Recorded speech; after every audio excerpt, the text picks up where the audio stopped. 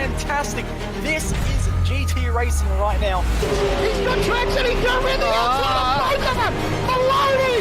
Oh, he's taken Anderson. Anderson's up top. Oh my God! Big crash. Oh my goodness, half the field's going to get rolled. It's very close. These guys are want to make their way through the field very quickly. Oh, there we go. Oh no! That's massive! This is it! This is over! I can't believe this! Oh my God! God, what?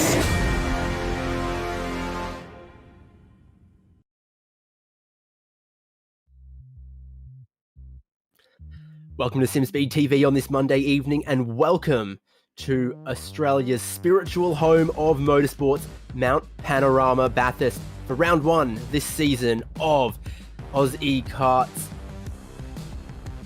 Fantastic to be here with Club Day Masters at the Mountain. We've got 3 races ahead of us. It is going to be fast. It is going to be frantic. We have a huge grid, which is worrying for our producer and also for the drivers. But it means that wherever you look, there is going to be action, there's going to be spice, and there is hopefully going to be some cracking wheel-to-wheel touring car battling and racing tonight across our 3 race format here at the Mountain.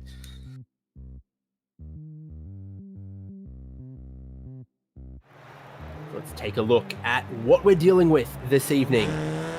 If you don't know where to find Mount Panorama Bathurst, well, not sure what rock you have been living under, but when you crawl out of it, here is where you're going. A couple hours drive outside of Sydney in New South Wales. About 12 or 13 hours drive from Brisbane. Ask me how I know, but let's take a look. It's beautiful. 6.2 kilometers of tarmac, of chicanes, of, well, beautiful Mount Panorama. You know the corners by name, not by number. They are historic, well-known. Every corner, you can imagine the action and the history that has taken place there here in Bathurst, New South Wales.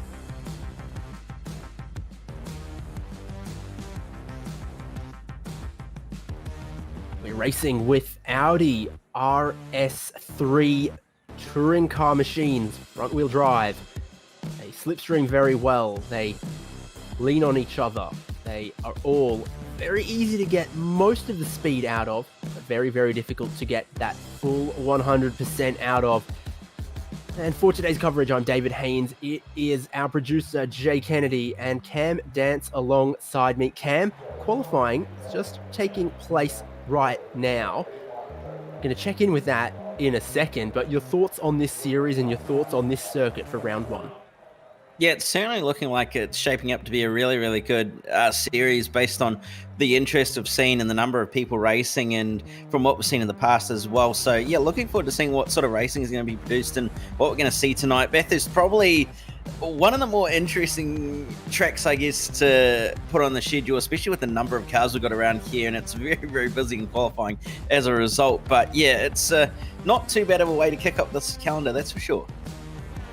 We just had that calendar on screen there. We kick it off with 3 races this round, but then travel all sorts of places in the world. We stay in Australia for next round, next Monday night, for Phillip Island, before we head to Europe and give them a little bit of Australian touring car action. A couple break weeks, of course, for, well, Christmas and New Year's is a big one, and then for Australia Day as well. But other than that, it's pretty much every Monday night with a few select breaks for the next 7, 8, 9 rounds. We are going to bring all of it to you here on SimSpeed TV. Well, big grid, Cam. I am seeing 51 cars at the moment. This is a big track. Plenty of real estate to spread them all out and around, but it is looking like Formula One at Monza qualifying. Everyone trying to get a slipstream, trying to get a tow, trying to not trip up over each other in a very short, sharp session. Almost half of it's gone already. Yeah, certainly. It may be 6.2 kilometers long, but it's when you put 50 cars on it, it certainly becomes a little bit shorter in some respects. And we already had a bit of a pile up on the outlap as well at the dipper. So it's very, very busy out there, and everybody's trying to find their own little bit of real estate. So it's making it very, very difficult for some drivers, but certainly it's gone very, very quick this 10-minute session so far, with it being halfway done already. So yeah, it's going to be interesting to see who ends up where, and who knows, we might even see some of the quicker guys end up struggling to get an actual proper lap and end up down the order. Very, very much a possibility. You look at exactly how many flying laps you're going to get in this kind of car in a 10-minute session here, and really, it's 4 if you're very, very lucky.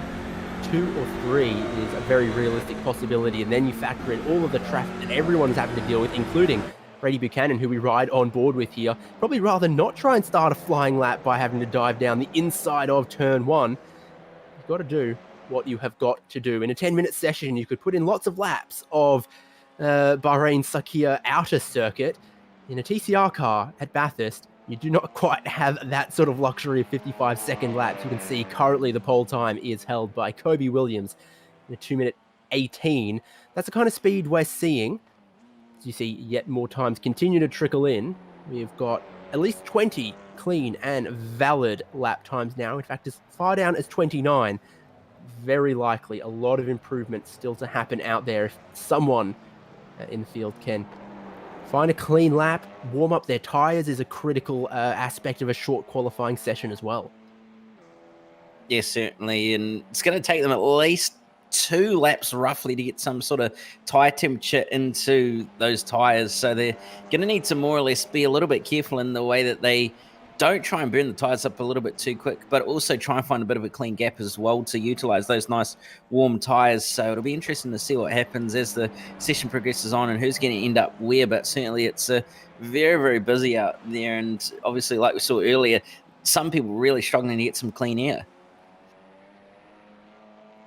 You could be as clever as you want on the pit wall or whatever, and then unexpected things will happen. Other people on laps in front of you might crash, and seen some people coming out of the pit lane as well. Then you'll head aside. No time yet. Heading for the line. There's quite a bit of damage on the front of that car. Is that going to suggest that there might have been some problems and this lap isn't going to count? From what I can see, do not yet see a time for Daniel Hedderscheid there. Yes, oh, that's not how you take turn 1. Yeah, that's certainly not how you take turn 1 at all, going straight ahead at the escape pro. Not quite sure who that was, but certainly it's not the way to take turn 1 at all, and that's probably not going to help them at all. Di Mario, is it going to not put in a representative lap by the looks of it? But you can still see everybody coming across the line and starting extra laps. It's starting to get very, very close to the end of the session. Be interesting to see who's actually going to be able to get a final lap in here with how much time's left.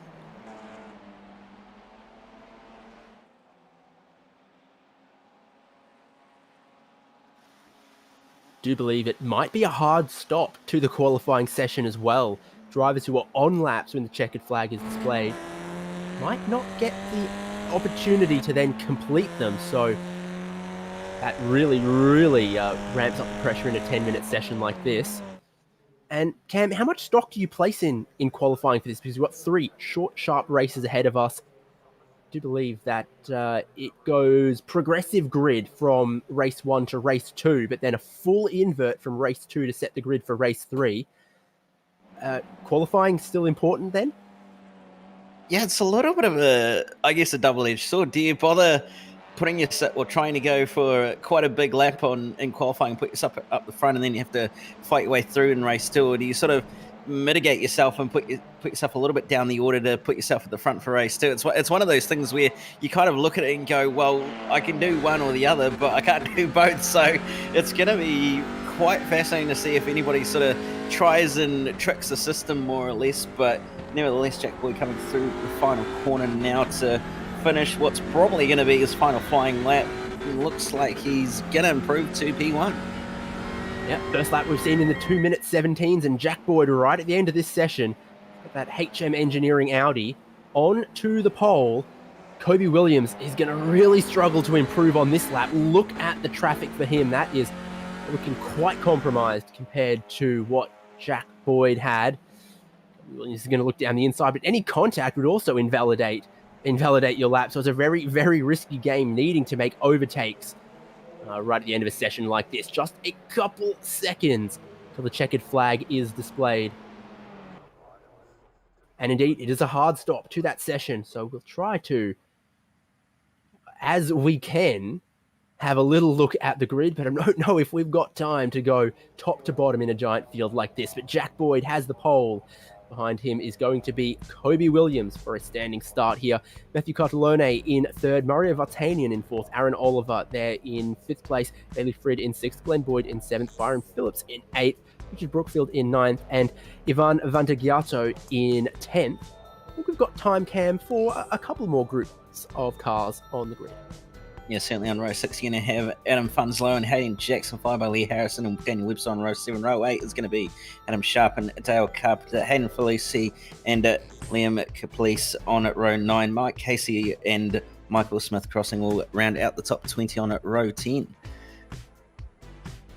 Huge grid we've got. Let's keep looking at a few more of them as the drivers grid up and get ready for the first of 3 20-minute races. Matthew Hansford-Taylor in 21st. We've got Christopher Henn, we've got Patrick Panton, we've got Daniel Hetterscheid there, we've got Sam Lehman, we've got Aaron Hindle, Wade Reynolds, Andrew Hobby, Greg Holmes, Shannon McMillan in 30th.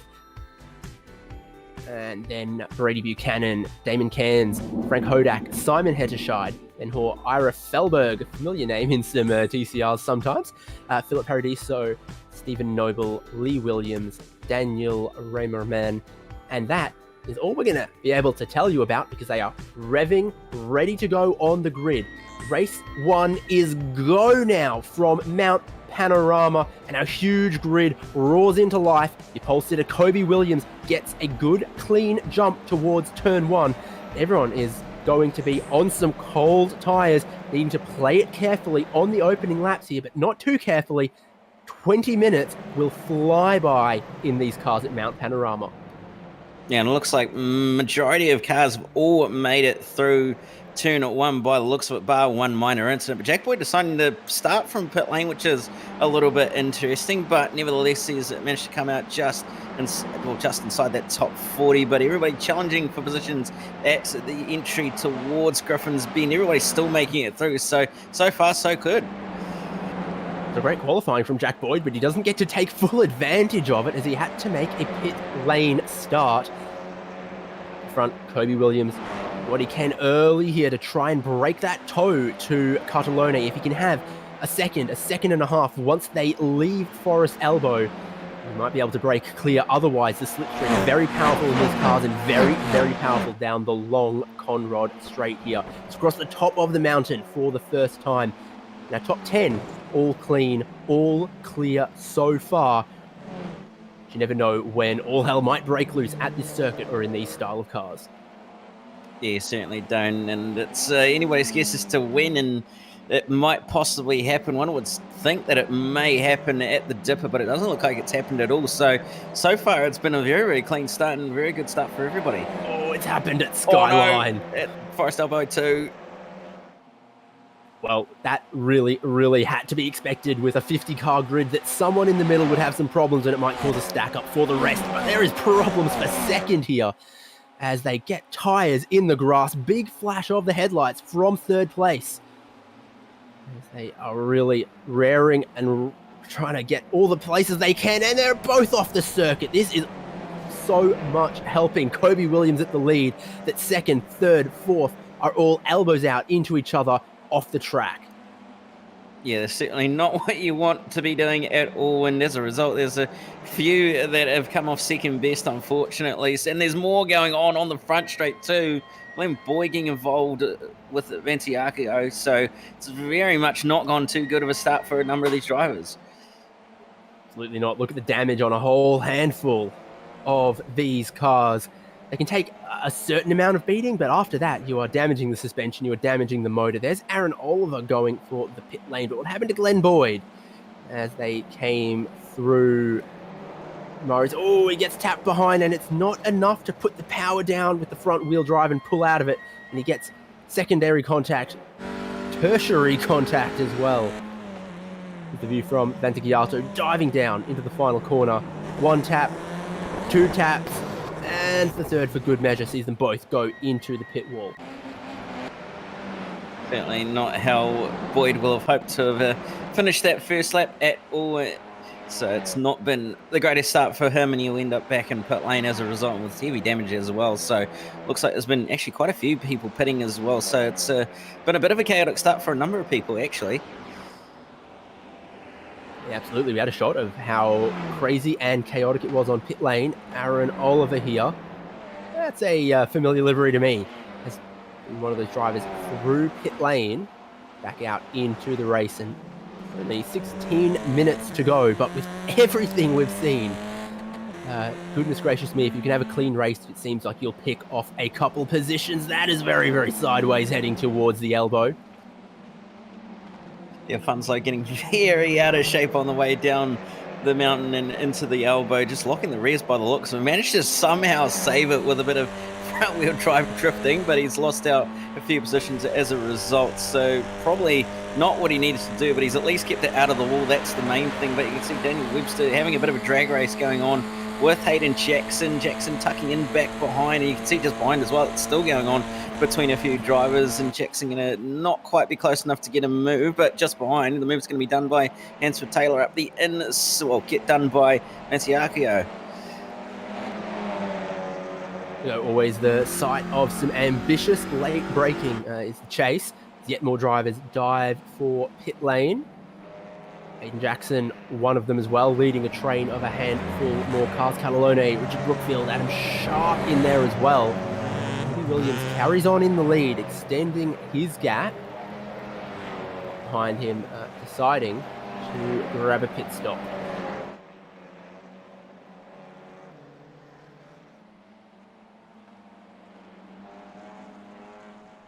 Yes, it'll be interesting to see how these pit stops are all going to play out in the end. Another damaged car by the looks of it on its way into pit lane. So it's there's definitely a few cars out there that are a little bit wounded. Cataloni comes out of pit lane just ahead of a little group, so he's going to have a nice bit of clean air to utilize on these next few laps while everybody else comes into pit lane. Yeah, indeed, so it is. Another great little battle right on the fringes of the top 10. We ride on board with Patrick Panton. Take a good look at the inputs required to extract the maximum pace off the top of the mountain, where it really shows that this is a true street circuit. Concrete walls are on either side, ever so close. So you add in a little bit more undulation for blind corners, and then we call it a black ski run here that is Skyline. You throw it over blind, you've got to make the curves, make the corners, try and slow it down, or you will find yourself in some trouble very, very quickly, like we saw for a bunch of cars on lap 1.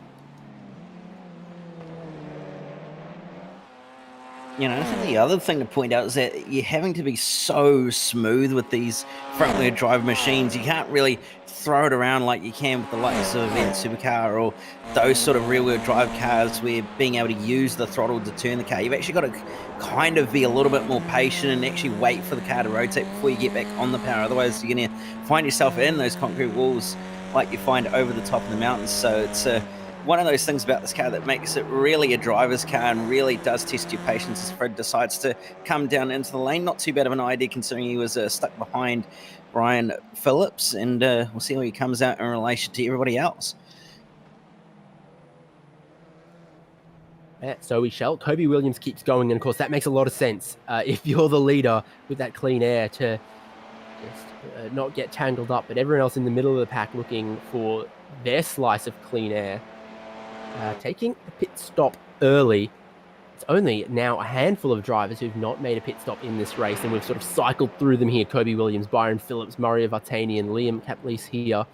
And then of the drivers who have made a stop, keeping an eye on where they are in the field. Salone was, of course, in second or third before his pit stop.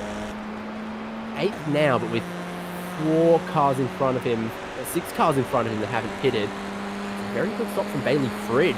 Come out in front of Cartolone here, who is up to speed, though, in comparison. Yeah, very nice stop by Bailey Frid by the looks of it. It's going to be close, but not quite going to happen for that move there. And you can see it's still going on just behind as well. Christopher Hen and Daniel Webster and all those drivers still battling it out. Cross trying to go around the outside. Barely going to be able to do it in the end. And is it going to gain the position? I think he's done it. That's down the inside at the cuttings. Very aggressive, absolutely leaning on the other driver there as well in that case. But Michael Smith crossing up into 17th. Still might yet cycle further up as the likes of Nicholas Scaife, Lee Williams, Liam Kaplis still need to pit to see exactly how it shapes up in first of 3 races. Yeah, you can see the battle going on between Frid and Catalone still going on. There was side over the top of the mountain as well. Frid having to back out of it in the end. He's going to look to the inside of the elbow. Not quite going to be able to pull it off, though, and is going to have to sit station for the time being. Going to get a nice draft, though, down Conrad. So move probably going to be inbound on the way down to the chase. And it's on just ahead of them as well between Scaife and Williams. But we're going to get a moment simulation replay of what's happened at the top of the mountain. And crossing has hit the wall big time. Yeah, precisely. The tail swung out one way, corrected the other, and then big clout on the wall sent him into a spin. A lot of damage on that car. And here's, well, I think going a little bit to worse here for Ivan van der Giato. Again, that is coming down towards the elbow. Bit of a change of direction there. Caught him out. And what's a very, very pointy looking car on this cold track. He's not been able to keep the rear stable. Of course, your leader on the lane, so want to keep an eye on. Kobe Williams, is he going to rejoin this race still in the lead? What are the others who've gone long and pitted with him going to do? Mario Vartanian, Byron Phillips, and here comes Bailey Frid and Matthew Catalone. Obviously swapped places on the way down towards the chase. That is everyone in your field now cleansed, as we love to say. Kobe Williams still leads, but his gap has been cut down by a couple of seconds. And looking at some of the podium-placed battles. And so Frid's going to try around the outside of Vartanian here. Vartanian's going to hold on to it around the up the inside, though. And actually, Frid's going to come under attack from Catalonia, possibly, but Catalonia's going to sit station for the time being. So no move's going to be done there from either of those 3. But certainly, if they're not careful, they're going to have Funzo and Brookfield right on their tail very, very shortly. Yeah, I'm just thinking this. If they keep battling as they have, first and second are going to get away. And through all this pit stops and such, Byron Phillips has done very, very well. I think to get as close to Kobe Williams as he is, and hoping to leave 3rd, 4th, and 5th in their dust. About 4 laps to go here in race 1, which will then set the grid for another frantic 20-minute race 2. Yes, certainly. And Catalan all over the back of Freddie. He's looking left, right, and centre, trying to find a way on by, but just not quite able to get it done in the end. He's going to have a nice draft that down Conrad, though, so I'd imagine he's going to be able to get the move done on the way down into the chase. But look how close the likes of Bunslow and Brookfield are now. So this is a proper 4-way car battle for what is effectively the podium. These cars draft off each other so strongly. Down the straight here, gaining half a second, almost more, just on one straight on the lap. Whoa! Well, none of these drivers are shy in round 1, race 1, that's for sure. All of them really just pushing the limit. No one is under driving the car, it seems, at least in this little battle here. Yeah, certainly everybody's pushing very, very hard, trying to gain those slight margins, those tenths, those hundredths, those thousands on the driver ahead of them, and it's very, very close, as we're seeing with Catalone and also Funzo. And Funzo is looking like he could possibly be a little bit of a shark here, in that once he smells blood, he could possibly be in for a possible shot at getting inside that top 5 if a mistake happens from Catalone.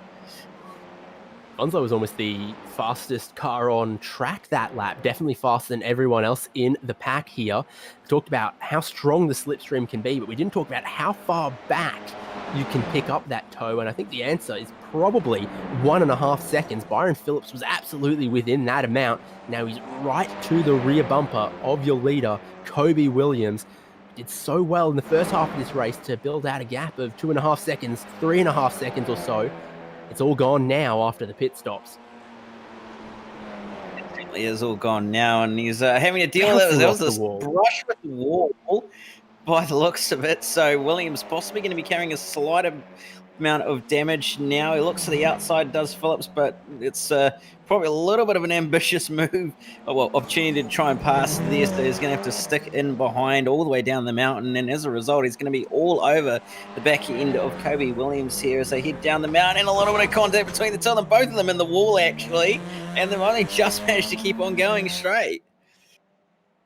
All of my self-restraint to keep the Scafey quotes in the back pocket at the moment, but it shows both of them almost surprisingly leaving nothing left in their battle for the lead here. Phillips is going to pull side by side. He's got the inside for the kink on the way into the chase, but Kobe Williams is then going to defend the inside for the corner proper. Byron Phillips, braver on the brakes and around the outside, going to keep his nose in it, going to get two of the tyres off the circuit, and then muscle Kobe Williams out. Byron Phillips is going to first person other than Kobe Williams to lead a lap in this race, and what an opportune time to do it. They both lost a bit of time on this lap though. The Vartanian train is getting closer. Let's take a look at how that happened.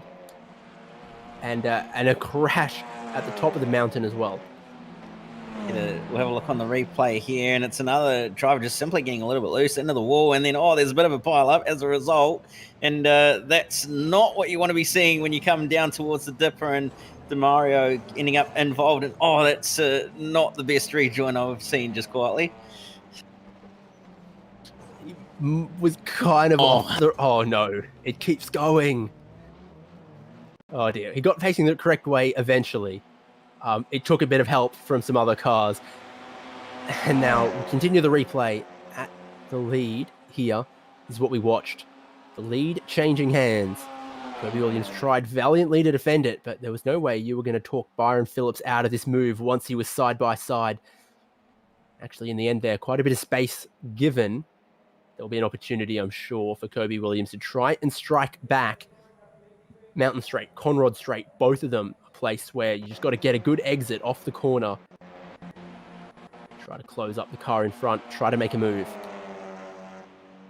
Certainly does. I'm actually surprised that Phillips actually managed to hold on to the lead there in the end after dropping two wheels into the grass as well. Usually you get a little bit more struggle with grip when you end up on the grass, but managed just to manage it quite nicely. So he's going to hold on to the lead there, but you can see this battle going on just behind between Bartani and Fred Catalone and Fanslow, all within a shot of possibly taking advantage of positions here and changing and swapping. So it's going to be very, very close in these last few minutes between these six drivers.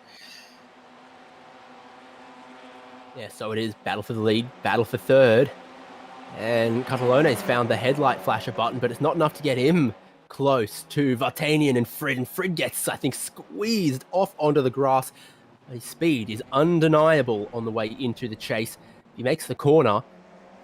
I think that's third place for Fred then. Yeah, it certainly looks like it's going to be that podium for Fred at this stage. Though Vartanian's been sort of sitting there being a little bit patient, and so is Catalone and Fanslow. So who knows what's going to happen in these last few laps and what's going to happen come the end of the race. I mean, for all we know, we could see three wide into the chase. Probably unlikely, but who knows what's going to happen. They haven't held back so far, so why would they start now in these battles?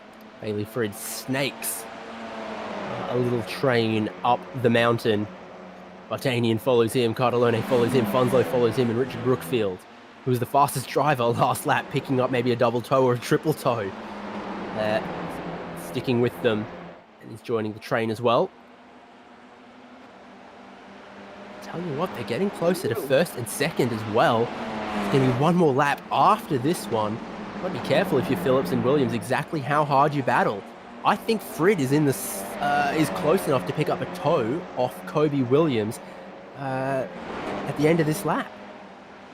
Yeah, it could very well possibly be that Fred could be in with a shot of a possible win here if Williams and Phillips don't actually gain any more pace. So it's going to be very, very close between those three. But it was very, very close between Catalone and Vartanian just before, as Catalone nearly, well, made a little bit of wheel-to-wheel contact with Vartanian. They ended up nearly in the wall, and Fred nearly ends up in the wall on the way through the dipper as well, getting very, very sideways, managing to just hold on to it. So I'd say that's probably an opportunity lost to get the draft off those two leaders now.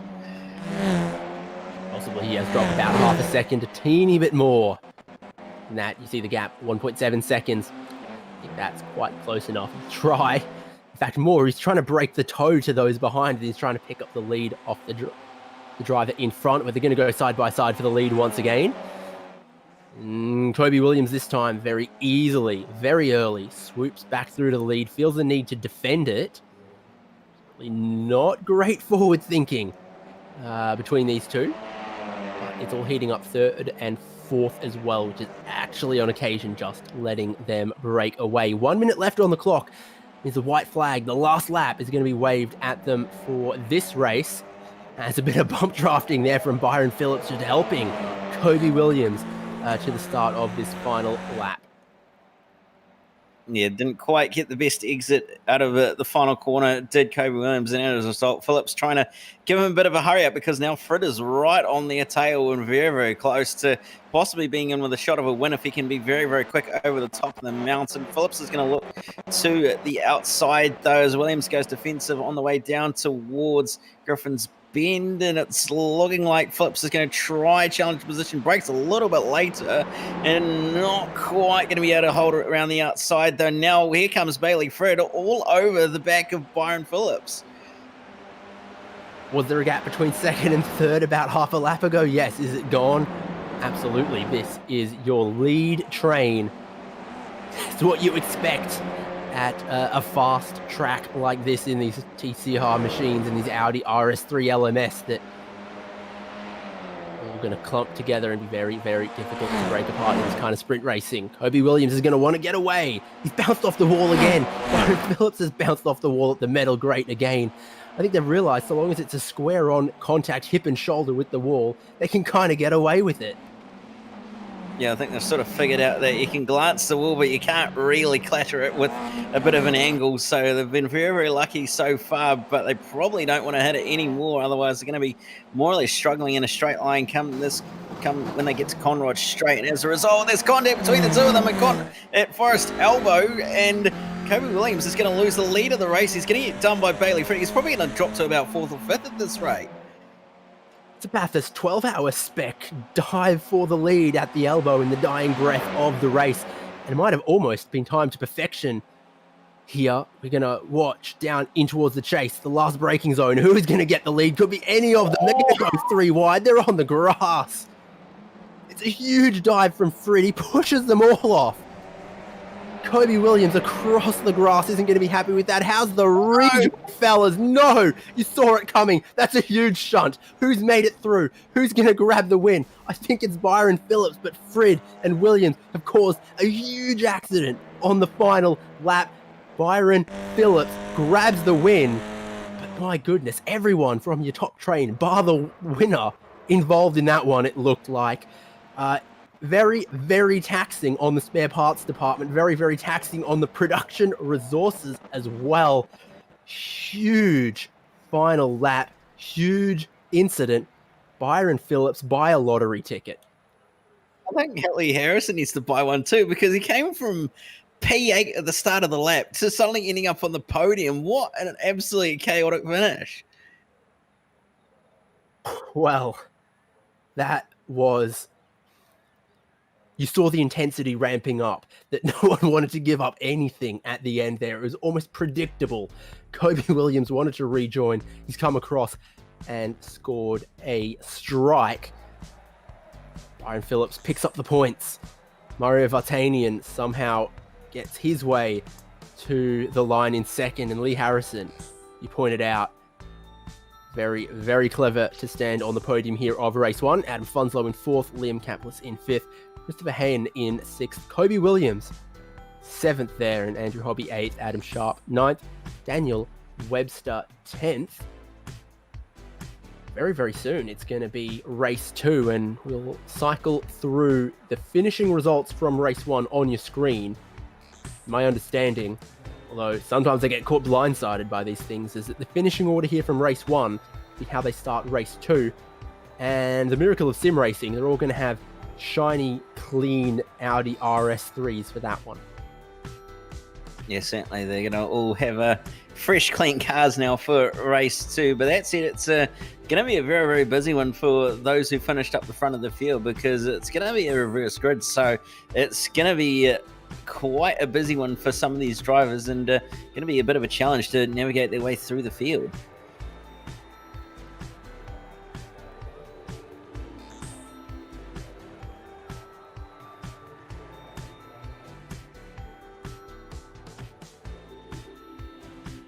So we'll see exactly how they line up for race 2. One of them is a reverse grid race. Is it race 2? Is it race 3? Hearing that it might actually be race 2. Yep, that's correct. I've misread it, but I did know that there was a reverse grid race. So they line up now for race 2. Inverted whole grid from how they just finished race 1. Is that going to make this a cleaner race than race 1? You doubt it, but we are going to see some huge moves from the likes of Byron Phillips.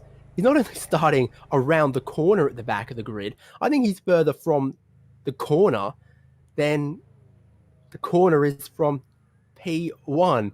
He is in a different postcode from your pole sitter. He may as well do a Le Mans start from here, because he's that far back on the grid. He may as well have waited at the hotel and then jumped in the car once the light goes green. So it's going to be certainly a long way to the start-finish line, a long way to turn 1 actually for him on this race at least. But yeah, it's going to be interesting to see where those who finished up the front are going to end up. Well, they get racing for race 2, and a large grid of Audi RS3 LMS racing cars roar into life. There's already a couple issues. Van Vantagiato is facing the wrong way in the final corner, not for the first time today, but hopefully for the last time today. And the whole field stream through race 1. Shiny new cars for race 2. And they're already 3 wide, coming up Mountain Straight, leaning on each other. Try to pick shortly who has had a great lightning getaway. Bailey Frid not finished race 1 because he is way higher up the grid than we would have thought he ought to have been. Well, according to the results from race 1, he actually finished P41. So in theory, he actually didn't finish it all in that last race. So as a result, he's managed to put himself in P11 on for the grid of race number 2.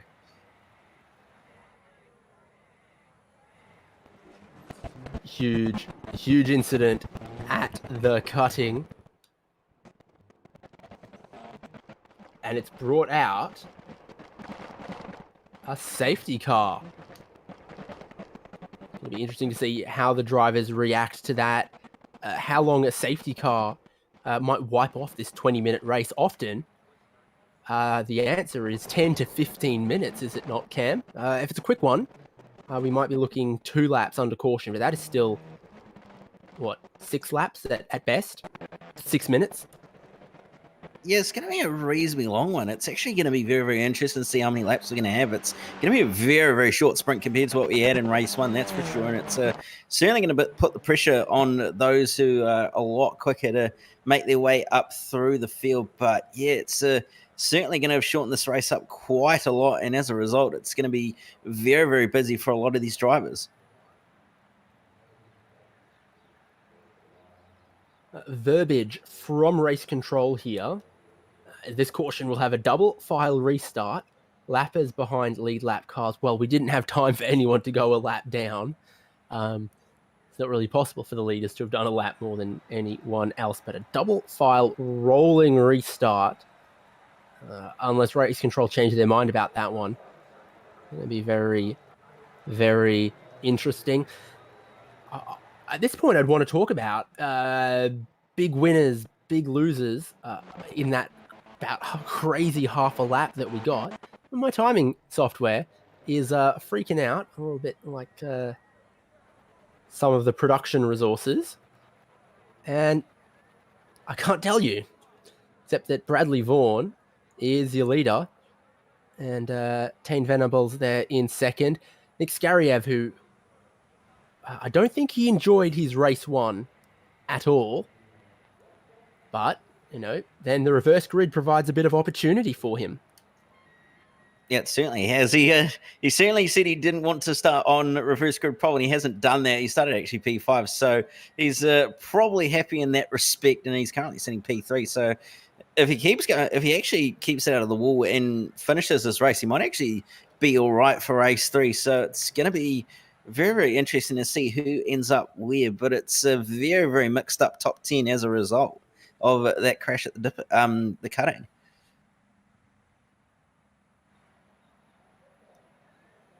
Yeah, so it is. And of course, that's huge for, our top 5 in race 1, who would then obviously at the very rear of the field, maybe not negotiating or cleanly negotiating their way through the cutting. So, in an ordinary race, that'd be a big incident. But on lap 1 of a whole field invert,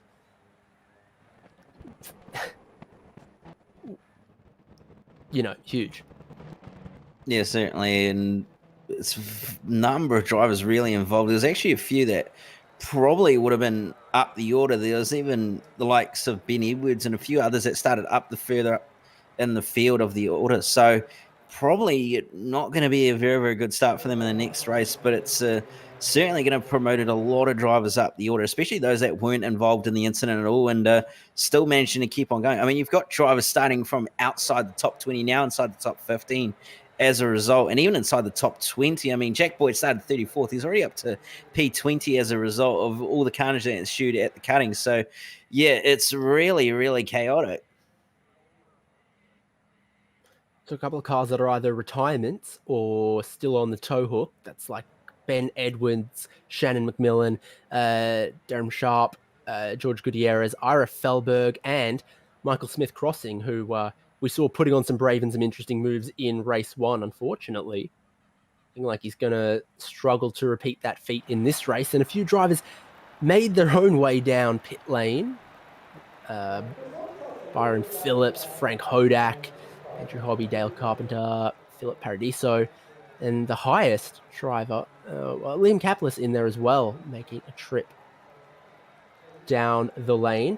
Lights are on the safety car at the moment, I can tell you. We remain under caution. I'm going to look at the pace car because it's about to make its way to the start-finish line.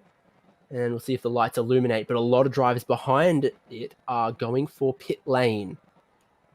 So deciding, get a pit stop done while we're still under safety car.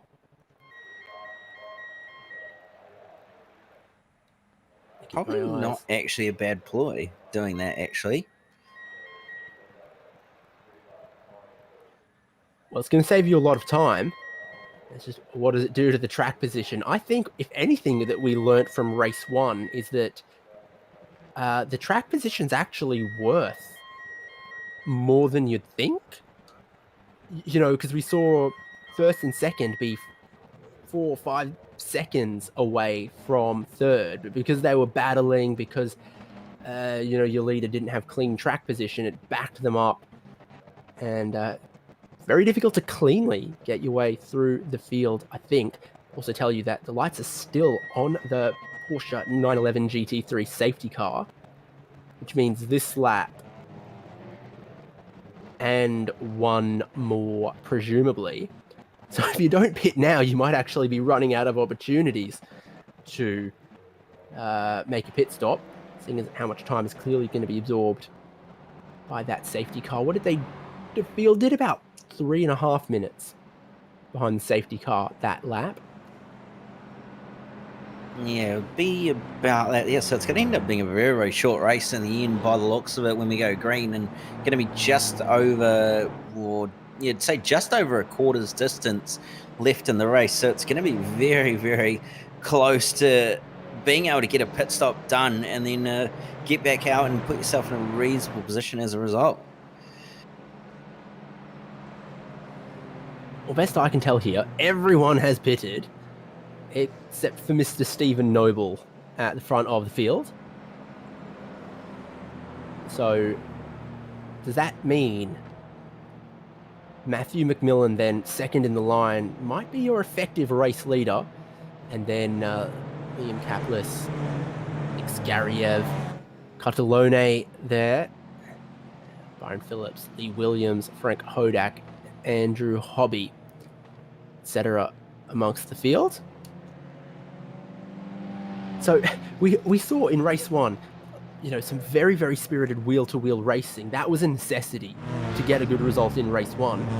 The necessity to get a good result in race two is play the strategy fiddle. Yes, certainly. It was quite an interesting way that everybody decided to do it. There was no real obvious choice strategy-wise in terms of what you did, whether you went short, whether you went long. It was just sort of, I guess, try and pit when you could get some clean air instead of putting yourself in a position that would more or less give you an advantage with either an undercut or an overcut. So it's been very, very mixed in terms of what we've seen out of strategy. And I don't think there's any real one way about it. I'll tell you some sensible news is that the restart has been changed to single file, which will hopefully on the restart help us avoid the problems that we had on the initial race start of some big incidents, the track becoming blocked. Track very, very nearly got blocked in race one at the Dipper, if you recall, until enough cars arrived on the scene with enough force to clear the blockage.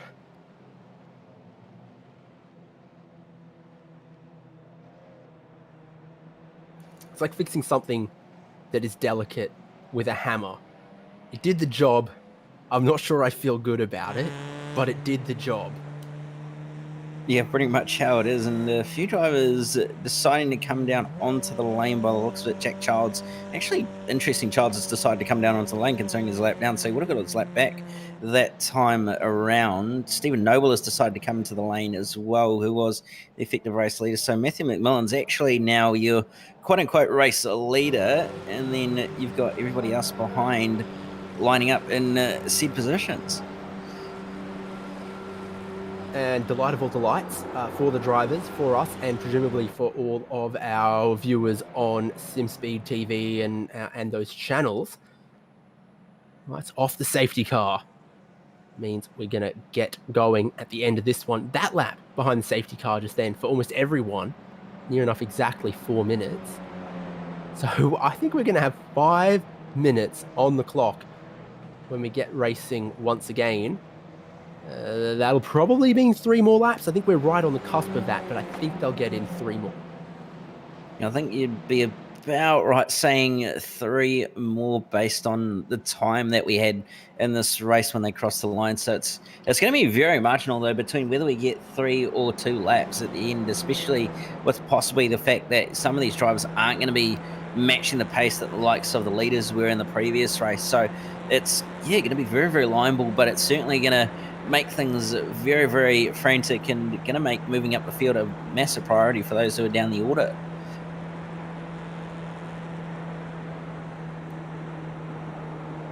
Pulled up one of the results sheets here that sort of lets me compare the results of race 1 to the results of race 2.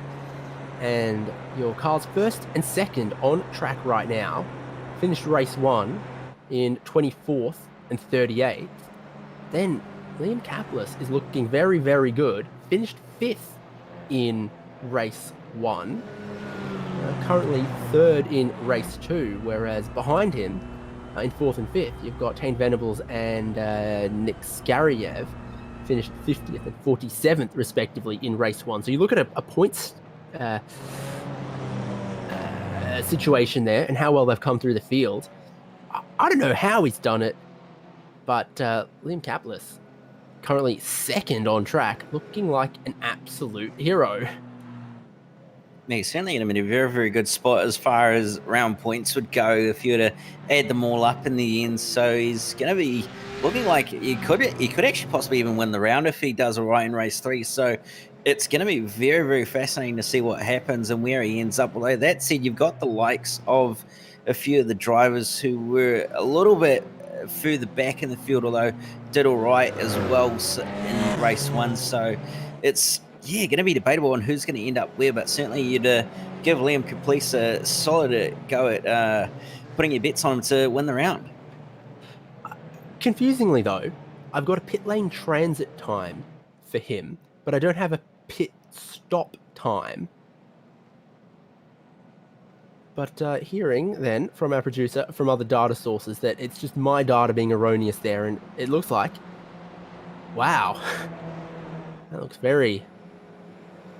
looking very good for Liam Caplice then, as we are going to get racing shortly.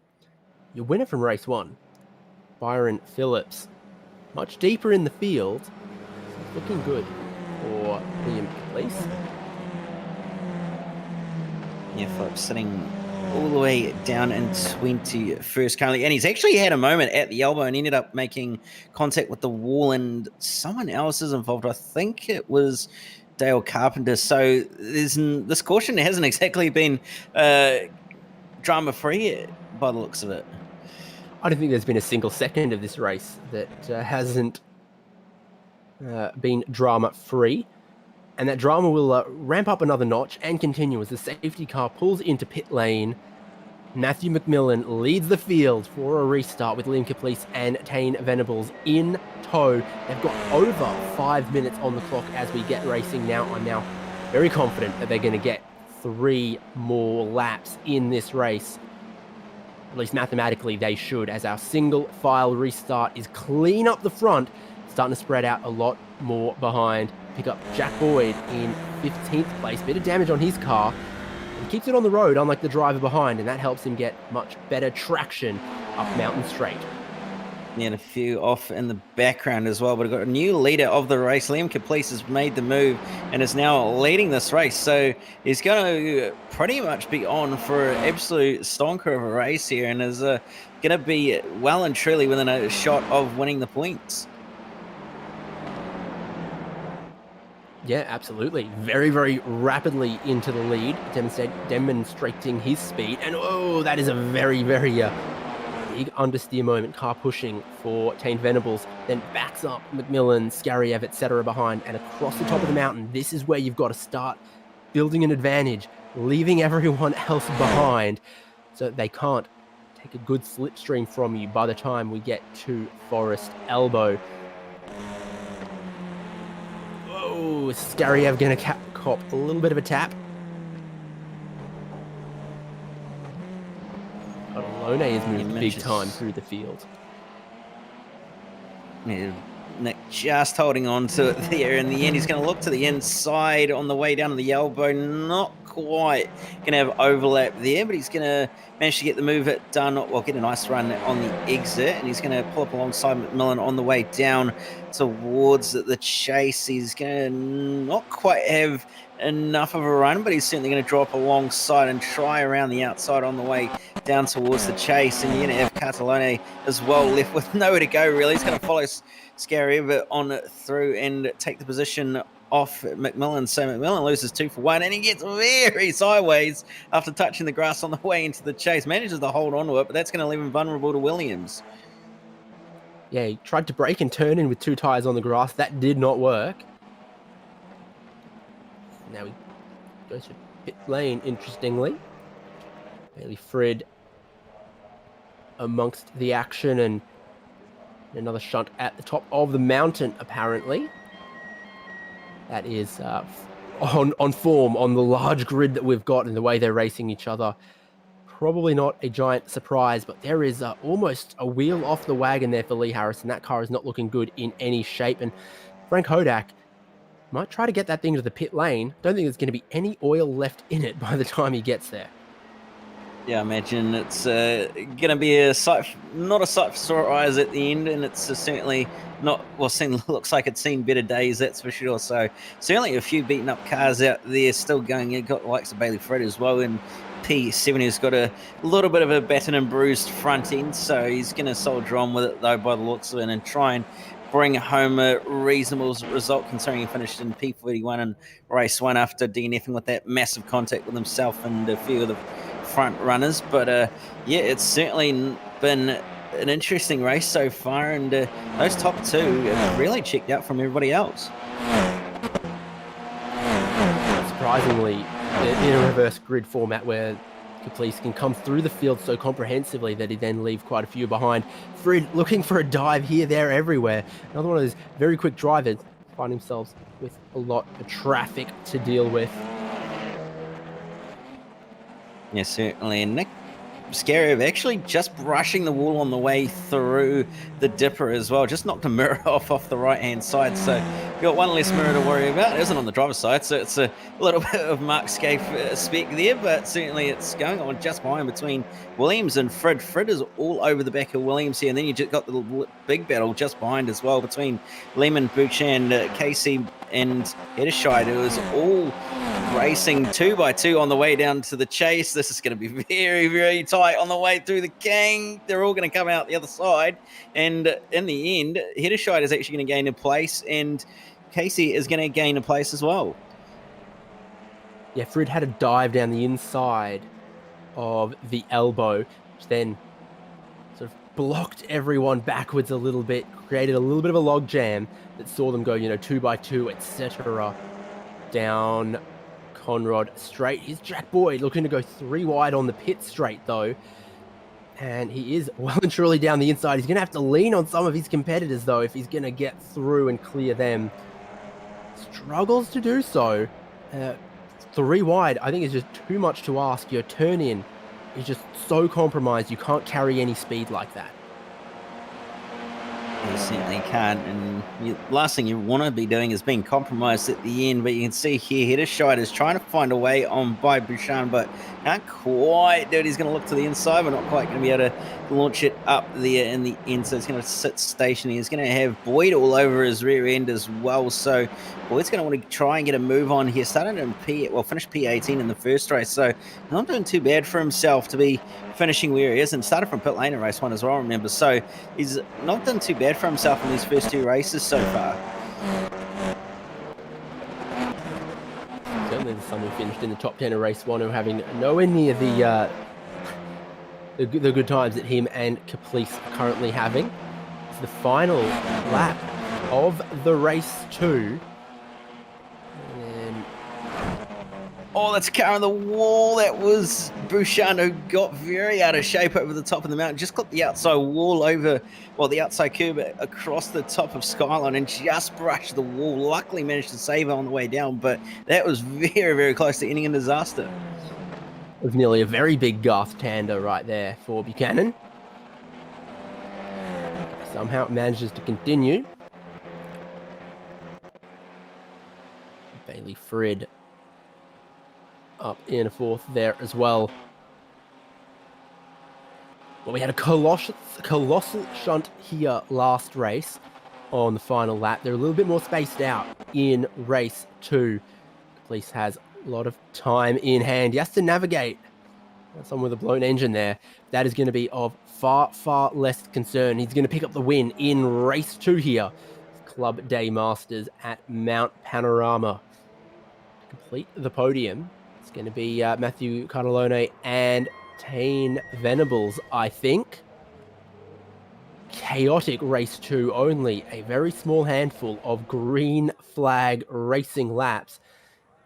And you cannot say that Caplice didn't make the absolute most of them. He grabs the win there ahead of Cardellone, ahead of Venables, and then Scariev managing to hold on for that 4th place. Not a great race 1, but manages to use it to capitalize in reverse grid race 2. Mike Casey in 5th, Bailey Frid in 6th, not bad there. Sam Lehman in 7th, Daniel Hedderscheid in 8th.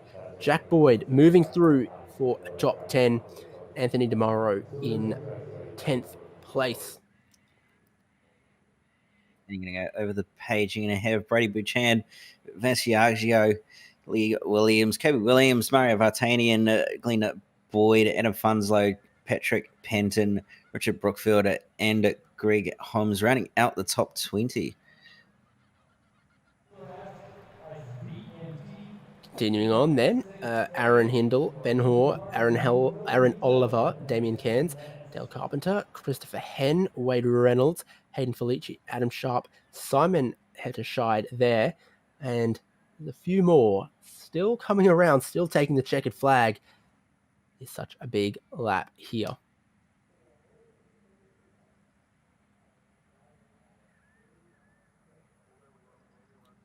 Just going to quickly scroll through the remainder of your finishing results in race 2 before they take a quick break and we head to the final race of the evening, race 3. Stick with us on SimSpeed TV. Final race of Aussie Karts Club Day Masters is not far away.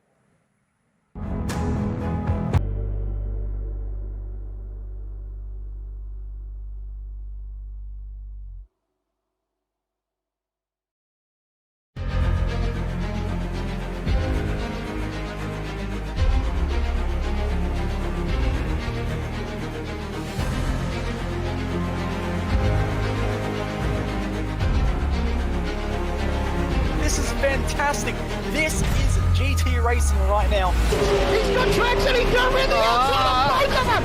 Maloney. Oh, he's taken Anderson. Anderson's up top. Oh my God. Oh, big crash. Oh my goodness. Half the field's going to get rolled. Second very close. These guys are going to want to make their way through the field very quickly. Oh, there we go. Oh no. That's massive. This is it. This is over. I can't believe this. Oh my God. God, what?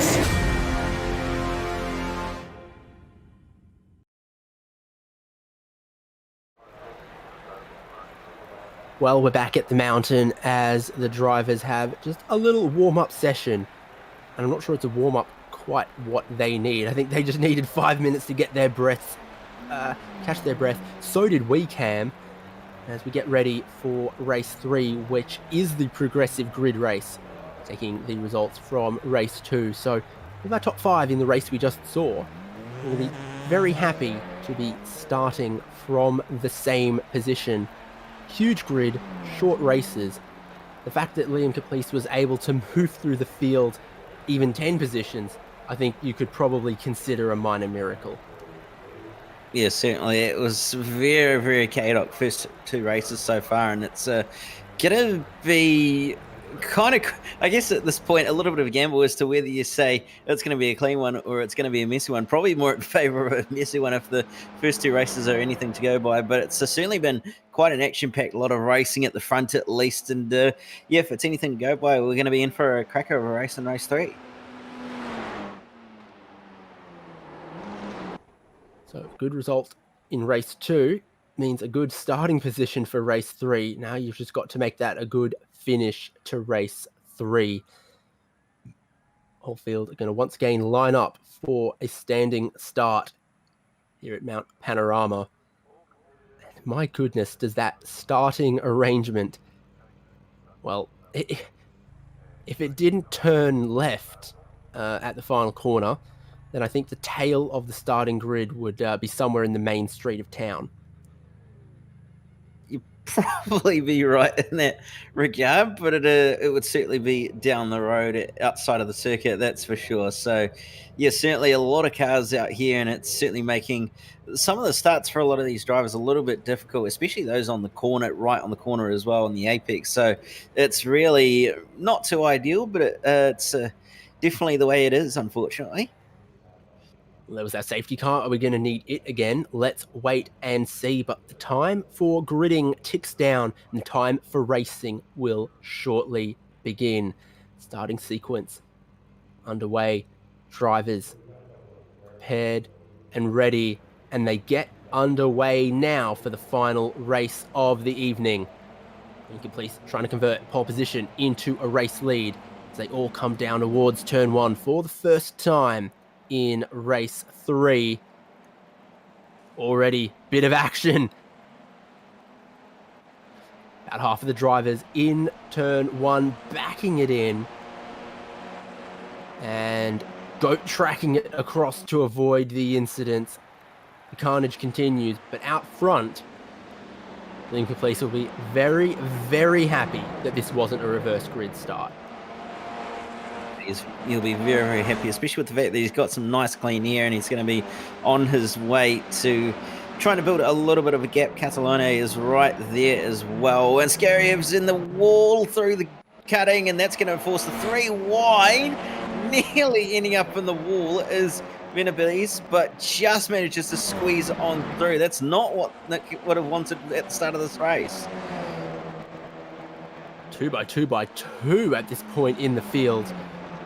Crazy stuff here as Frid looking to move forward. That is an unconventional place to be able to go down the inside of someone and try to make a move together at Skyline. Frid's involved there. Header shied. More cars. Thankfully, it's paved runoff at that part of Skyline, but they've continued going down the hill towards the Dipper where the track can much, much more easily be blocked. Got my eyes on it, and I think everyone can still get on through. So you were expecting 20 cars to be involved in that one. In reality, it was only 3 or 4.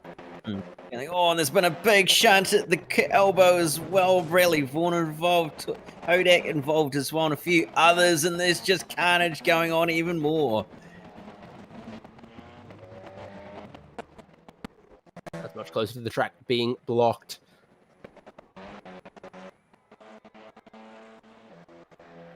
Crazy stuff up the front, crazy stuff in the middle.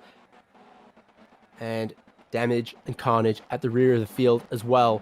The front, it's Cartalone who's moved through a couple positions to put the pressure on Liam Caplice and get to the lead of the race. Are these two going to be able to break away? Now, I imagine they should be able to break away based on the pace that they've had over that last race especially. So it's going to be quite fascinating to see how they end up. But you have to remember as well that Catalone finished all the way down in 42nd in race 1. So it's going to be a little bit of a fascinating start to see how it goes for him, but certainly is going to try and get it finished tonight with a good result. They're crashing on pit entry. Half the field, 2/3 of the field is on pit in right now. Some drivers slow down earlier than others for the pit lane speed limit. And I think I saw Daniel Hetterscheid pushing people to the start of the pit lane cones. Still going on as well. Hayden Jackson getting caught up in an incident. I'm not quite sure who it was he ended up getting involved with, but certainly it's been a little bit of a messy pit cycle for a number of these drivers, especially the likes of Hetterscheid and co. Very, very smart from Catalone, Caplice, Frid, Boyd, Lehman. Just stay out. They avoid. Do you say nonsense? Do you say shenanigans? Those on their way into pits, on their way out of the pit lane. I think the overcut is looking very, very plausible. Yeah, certainly is. Especially if you're someone who was in that pack that whole group was in when they came in, because you're going to gain so many spots out of it with the fact that you haven't had a moment, well, with the fact that you aren't involved in all that carnage that happened in pit entry. So it's going to be a lot of gains for a lot of people who stayed out instead of pitting. Wait with bated breath to see where it all lands when it shakes out. It's looking good for Catalone at the moment at the lead of the race. Started on the front row in second there.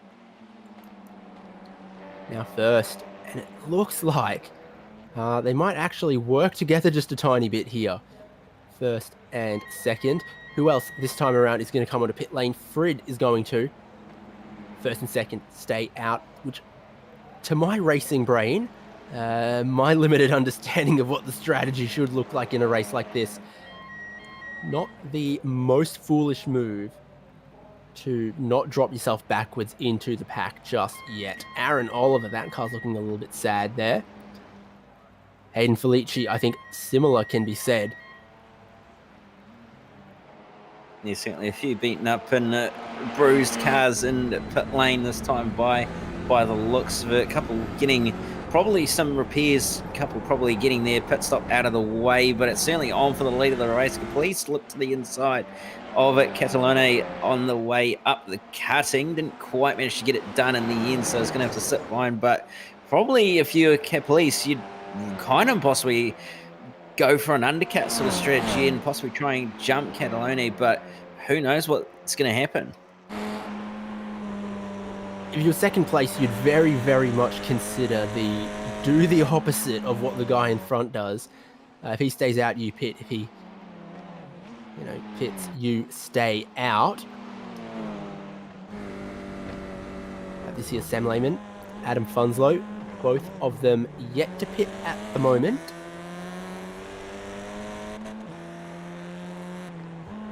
Yeah, so it'll be interesting to see where Funslow ends up in this, as well as Lehman. Lehman getting very crossed up on the way through the elbow, and that's going to allow the man Funslow to get up the inside and out-drag him all the way down Conroy and gain the position as a result. So it's going to be in very, very good territory at this point as Funslow on the way down towards the chase, and he's haven't gained a position. He's going to be on the hunt for Jack Boyd, who's not too far up the road from these two, and he's not going to let this one go as Sam Lehman, but unfortunately not quite going to have the run in the end, and he's going to have to concede the position. Some of my timing screen has restored itself to give me some useful information. Big moves so far in this race from Funslow. Started 17th on the grid in a matter of short 3 laps. Worked his way now up into 4th place. Also some other big moves just a teeny bit further back in the shape of Ben Hoare and Greg Holmes, 6th and 7th. Ben Hoare is going to stay out. Looks like Greg Holmes is going to take the pit stop. But by going long, maybe they've gotten themselves clear of traffic. Is that your favorite way to make pit entry? I've seen a few different lines for that chicane today.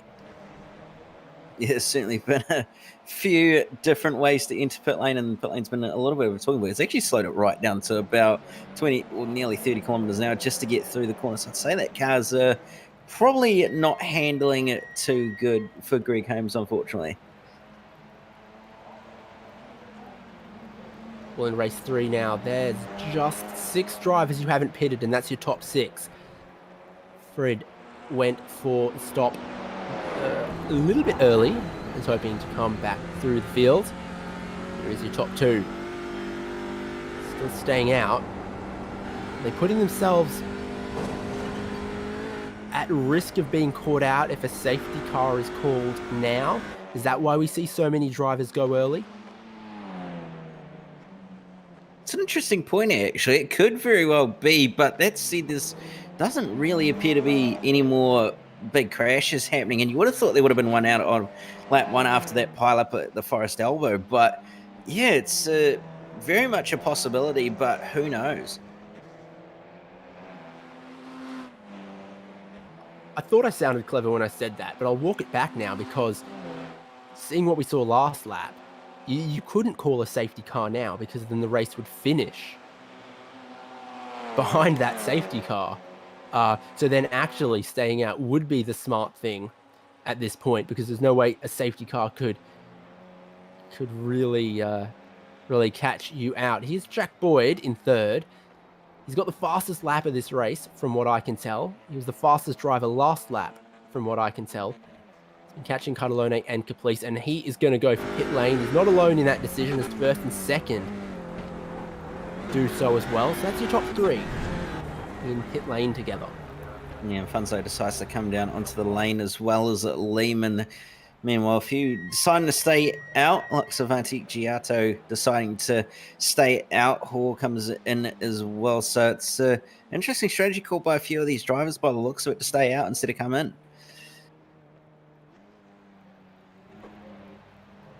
I think that's a pit stop from everyone now. So Catalone and Caplice, who's going to have the jump off the line and out of pit lane. It looks like they're going to leave in the order that they entered. Catalone just ahead of Caplice. But where is Fred, who made the much earlier pit stop? Up to speed. Not in a bad position there. Really going to hunt 3rd place Jack Boyd.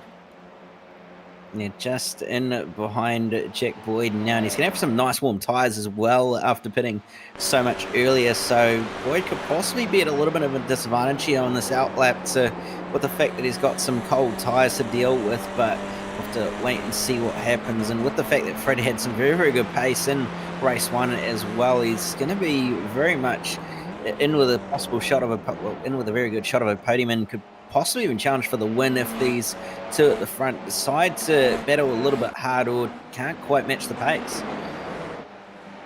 Could all kick off in race 3 at the end like it did in race 1. Very competent looking drivers at the front of the field here. All of their pit stops now cleared. So first, second, third, fourth, not that far apart, and then you've got another about 5 seconds to Funslow, and then about another 5 after that to Lehman. So for Catalone and Caplice, they definitely haven't been, caught out by going a couple laps longer than everyone else in the field seemed to want to do. Yes, certainly. And Lehman's had a massive accident at the dipper, and everybody's trying to take evasive action. Hindle ends up involved. Oliver barely misses the wall and him well, but that was a massive impact, and this car's crashing at the dipper as a result. Brookfield's in the wall. Bouchan barely makes it through, but that was not a nice crash at all. Never an easy place. You can't flick spin these cars around either, front wheel drive, unless it's dump the clutch in reverse gear. Here is what happened for Lehman. Oh, he gets a bit of help, doesn't he?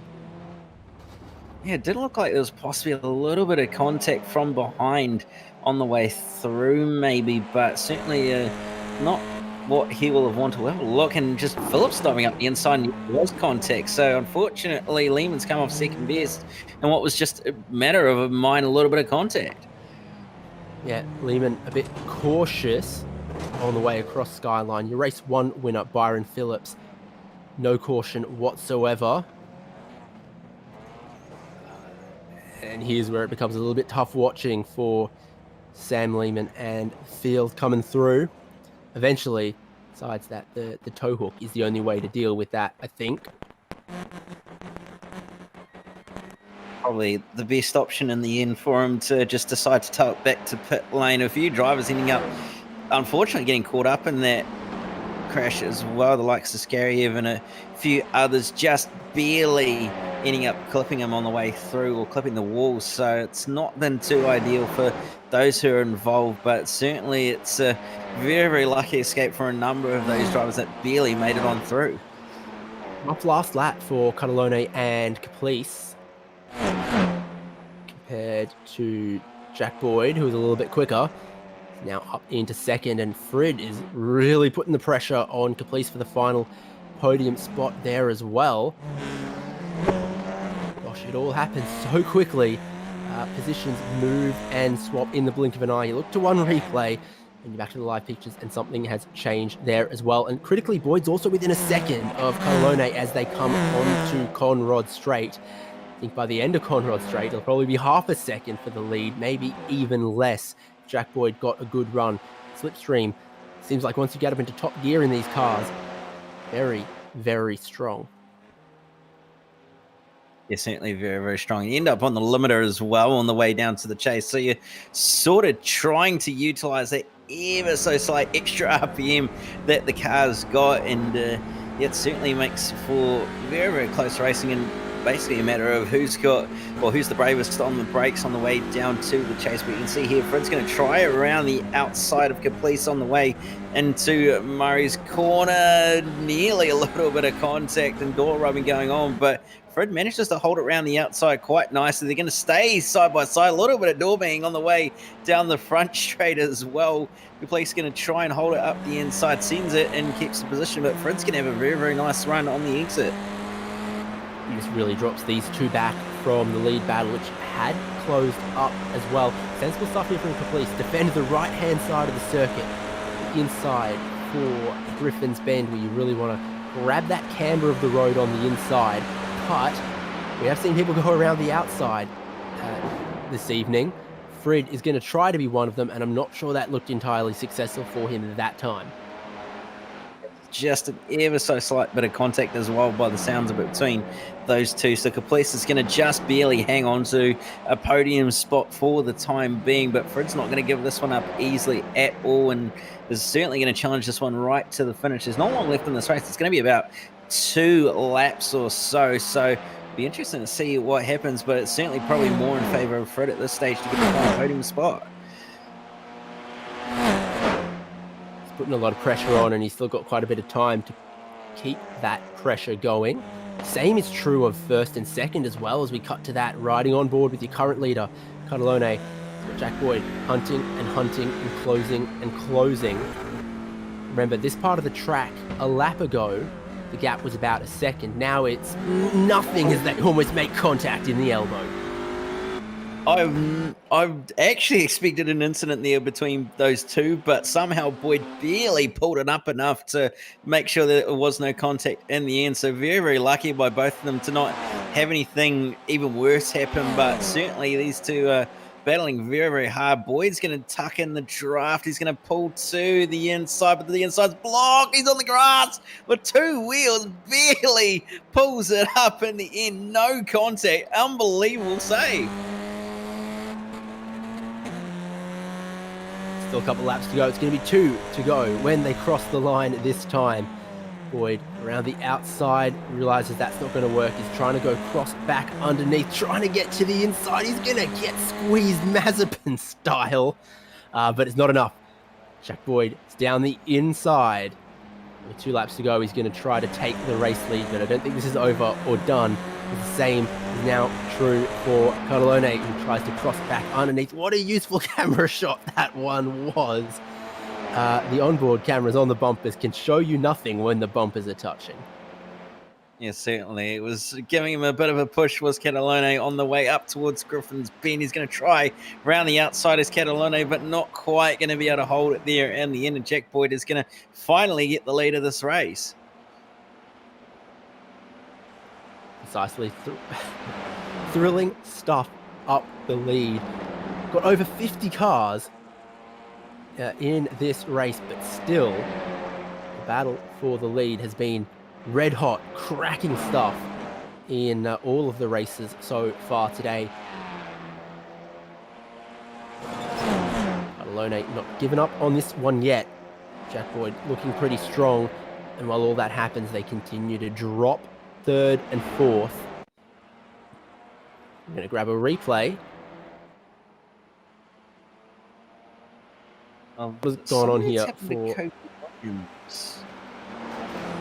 Oh, bit of contact, and that's going to be the Concrete Full Win Cup spec.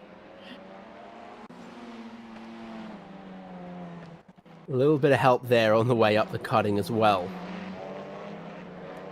Not great for Kobe Williams, who started 14th this race, so moved up to 7th. I think, well, he carries on.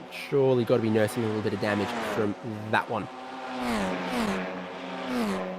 Looks like he might be okay. Looks like the wheel is straight on board, so he might have just barely got away with that one with only carrying a bit of bodywork damage. Car does look a little bit second in on that right-hand side as far as bodywork goes, but it looks like it's tracking straight, so he might have just got away with that one, but certainly not what he will have hoped for at all. But you can see Funzo's actually all over the back of this little battle for the final spot on the podium. Fred is keeping Caplice at bay, and doesn't look like Caplice is really able to challenge him all that much. Was 13th started that last time by, so possibly Fred's going to be able to hold on to this final podium spot.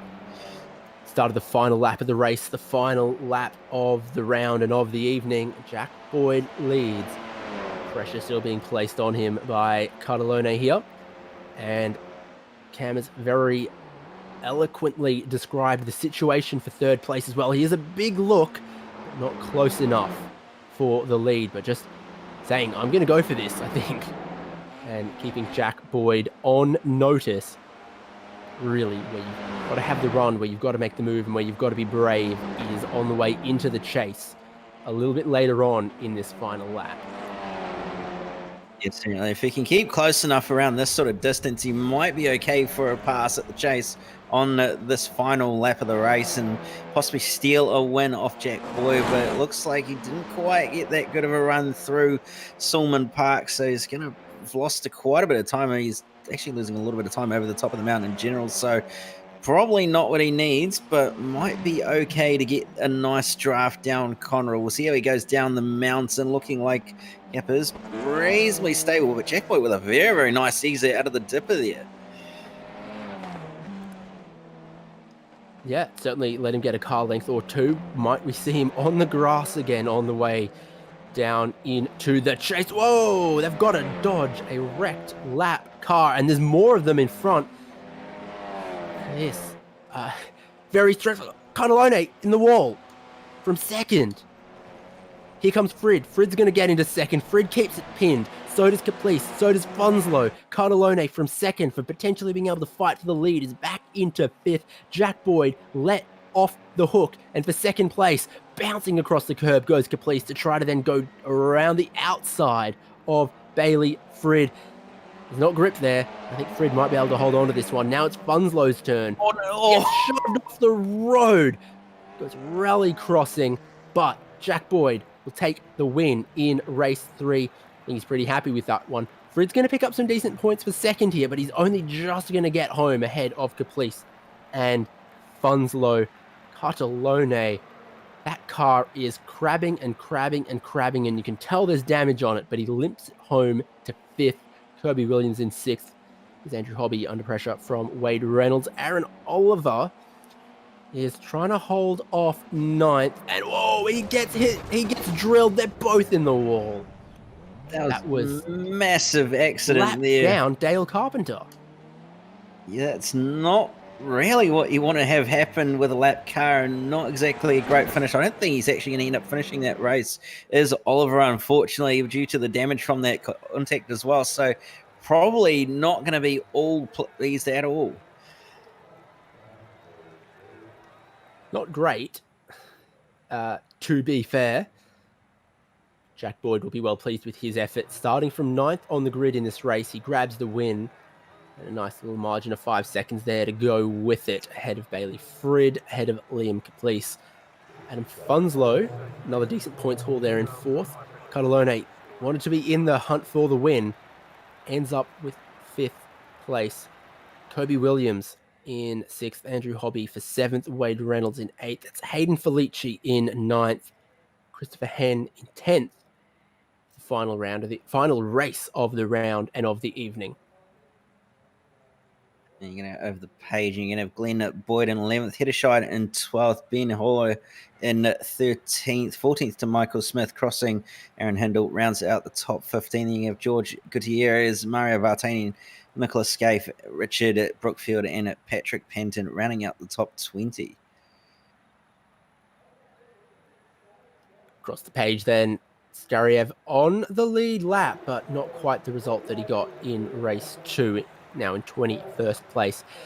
Durham Sharp in 22nd, Jack Charles, then followed by Matthew Hansford Taylor, Ara Felberg, Hayden Jackson, Sam Lehman, Adam Sharp, Byron Phillips.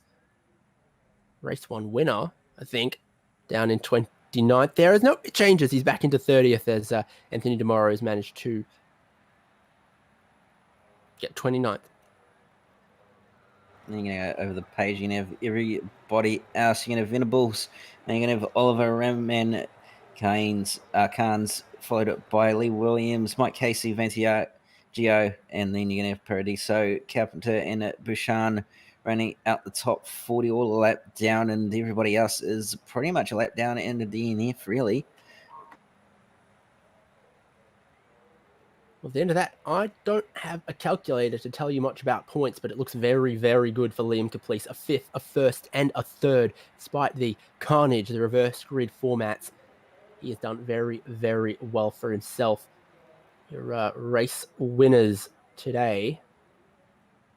Byron Phillips in race 1, Liam Caplice in race 2, and Jack Boyd in race 3 from the mountain. Well, that, I think, draws to a conclusion. frantic action across 3 races here at Mount Panorama for round 1 of Club Day Masters. Next round, as you can see, Phillip Island Circuit. Very different character to here at the mountain, but I think one that still goes well for these cars. Yeah, certainly. It's a great track for these cars, and really it does provide some awesome racing in the end, like we saw at the front of the field tonight. But yeah, it's going to be interesting to see what round 2 throws up and what sort of racing we're going to see in the end. That was round 1 of this season of Club Day Masters presented by Aussie Karts. Coverage here on SimSpeed TV. Thank you so much for joining us. I've been David Haynes. It's been Cam Dance with me. It's been Jay Kennedy producing. See you next Monday night at Phillip Island.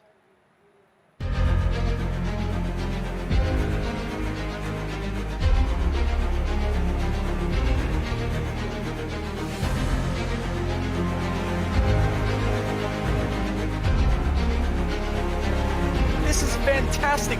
This is GT racing right now. He's got traction. He's got rid of the outside of both of them. Maloney. Oh, he's taking Anderson. Anderson's up top. Oh my God! Oh, big crash. Oh my goodness, half the field's going to get rolled. Second very close. These guys are going to want to make their way through the field very quickly. Oh, there we go. Oh, no. That's massive. This is it. This is over. I can't believe this. Oh, my God. God, what?